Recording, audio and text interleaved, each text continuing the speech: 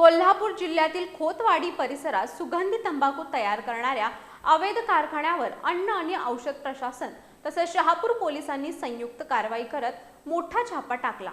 या कारवाईत सुमारे 19 लाख रुपयांचा मुद्देमाल जप्त करण्यात आला असून कारखान्याचा मालक आणि कर्मचाऱ्यांची चौकशी सुरू आहे।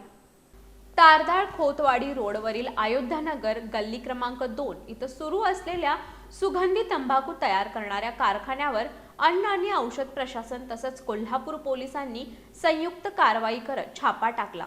या कारवाईत मोठ्या प्रमाणावर सुगंधी तंबाखूचा कच्चा माल, मॅथॉल, ग्लिसरीन, विविध रसायने, पॅकिंग साहित्य तसंच उत्पादनासाठी वापरली जाणारी यंत्रसामग्री जप्त करण्यात आली। जप्त मुद्देमालाची अंदाजे किंमत सुमारे 19 लाख रुपये असल्याचं अधिकाऱ्यांनी सांगितलं।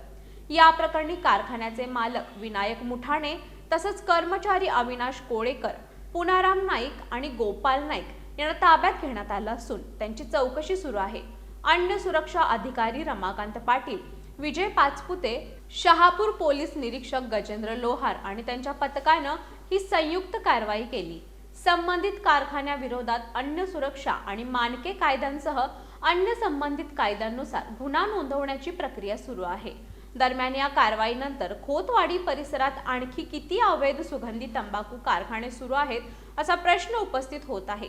तसंच हा कारखाना गेल्या वर्षभरापासून सुरू असताना कारवाई आता का करण्यात आली अशी चर्चाही नागरिकांमध्ये रंगली आहे।